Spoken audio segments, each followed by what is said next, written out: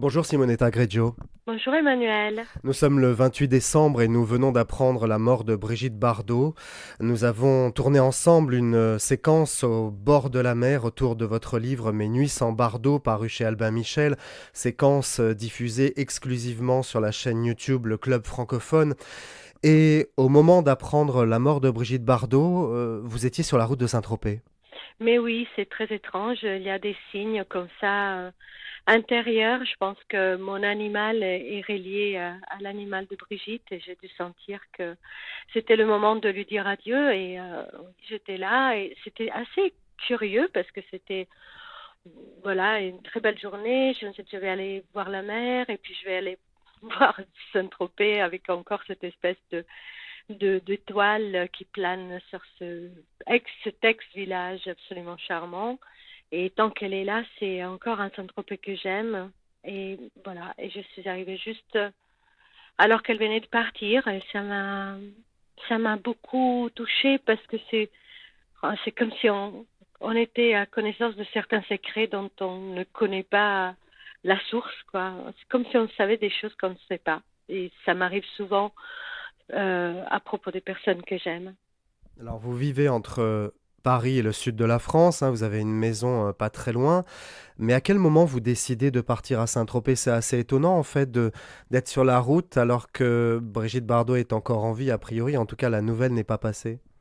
La nouvelle n'est pas passée. Je me prépare ce matin. Je sors à l'aube. Je me dis quelle journée merveilleuse pour aller à la mer. Tiens, je vais aller voir si bébé est toujours là. Et je me mets en route avec les chiennes pour Saint-Trope. Et puis, en mettant la radio dans la voiture, j'entends la nouvelle de sa mort et et c'est comme si j'avais une secousse électrique.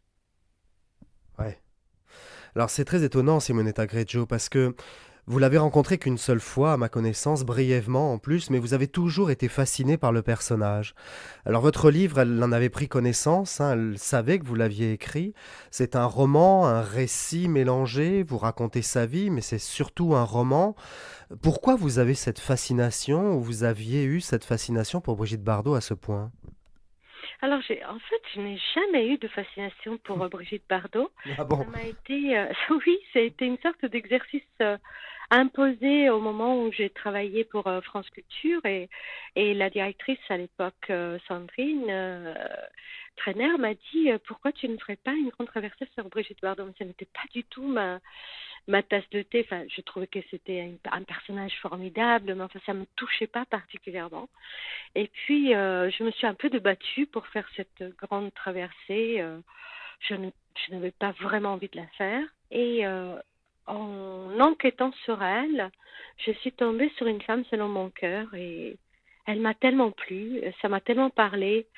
C'est tellement une femme que j'estime, que j'aime et qui a même changé ma vie puisque grâce à elle, je suis devenue végétarienne et j'ai commencé avoir la vie, le monde, avoir une vision du monde différente. Hmm. Et voilà, donc ça a été une rencontre qui n'était pas du tout prévue. Et alors malgré ces travers, vous en parlez hein, de ces travers dans le livre, et puis vous en êtes consciente aussi, alors travers, on a dit beaucoup de choses sur Bardot, hein, mais ça reste quand même une icône. C'est-à-dire malgré ses engagements politiques un peu sombres parfois, pour pas dire extrêmes, malgré la cause animale qu'elle a défendue avec une verve unique et en même temps parfois aussi les traits un peu forcés, diront certains, elle reste l'icône à la fois du cinéma, mais surtout une icône française, c'est-à-dire c'est une légende. C'est peut-être avec Catherine Deneuve, la dernière actrice, qui aura cette aura-là, en tout cas dans nos générations. Oui, tout à fait. Alors, je sais, on va en parler pendant des jours et des jours, et les télés du monde entier vont parler de l'icône et de la star et de cette actrice qui a fait fantasmer des millions d'hommes et même des millions de femmes, pourquoi pas. Mais moi, ce que je vois, c'est son cœur. C'est vraiment son cœur. C'est le cœur battant qu'elle avait pour les créatures de ce monde. Et c'est peut-être même à cause de cette trajectoire de vampire que le monde lui a fait que son cœur s'est ouvert comme ça. Et c'est ça surtout qui me touche, parce que l'actrice ou la star ou l'icône, tout ça, ben, ça passe finalement. C'est Marilyn, c'est d'autres. Hmm. Mais moi, ce qui me touche profondément, c'est vraiment son cœur. C'est vraiment la manière qu'elle avait d'être ouverte à la nature, à l'eau, aux plantes, à la vie, aux étoiles, au ciel, aux animaux. C'est ça qui me touche, vraiment. Oui, c'est lors d'un tournage qu'elle se prend d'affection pour une chèvre qui est destinée à être mangée lors d'une communion ou un baptême.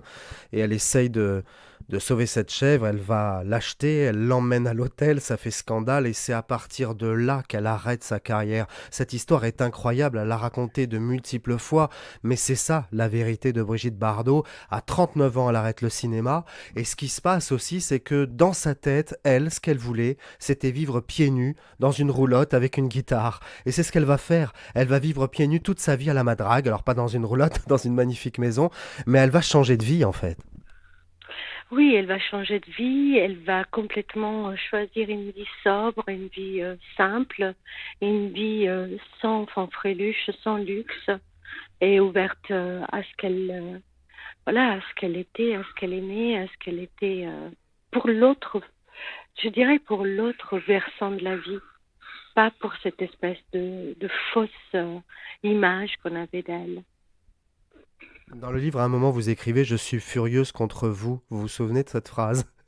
Vous dites qu'elle a un peu démissionné sur l'engagement pour les femmes, etc. Quel est votre état d'esprit aujourd'hui? Vous êtes toujours un peu furieuse contre elle? Bah, je pense qu'elle aurait pu l'ouvrir un peu plus pour les nanas. Je pense qu'elle s'est un peu fourvoyée quand elle parlait de d'être une femme, une vraie femme. Mais elle, c'est ça qui l'a fichu dedans. Je veux dire, qu'est-ce qu'on s'en fout d'être une belle fille avec un joli cul, ça passe tout ça. Elle était autre chose que ça. Qu'est-ce qu'on s'en fout? Donc je pense que, ouais, elle aurait pu un tout petit peu se mouiller là-dedans. Mais bon, elle a fait ce qu'elle a pu par ailleurs. Donc enfin, aujourd'hui, je lui en veux plus. Comment vous êtes aujourd'hui, Simonetta, si je peux me permettre? Qu'est-ce que vous allez faire là, dans les prochains jours? Donc vous êtes à Saint-Tropez, vous allez rester combien de temps? Qu'est-ce que vous allez faire? Moi, je vais rester 2 jours. Je vais déjà passer la nuit ici. Et puis, moi, ce que je vais faire, je vais rester ouverte. Je vais dire, elle m'a fait quelque chose, elle m'a donné quelque chose. Et ce flambeau-là, bah, je vais essayer de le porter plus loin. Et c'était une putain de nana, quoi. Donc, on se sent un peu seul. Moi, je me sens un peu seule. Ça lui aurait plu ça comme formule putain de nana. Merci. Merci beaucoup Simonetta Greggio, merci. Merci, Emmanuel. À très bientôt.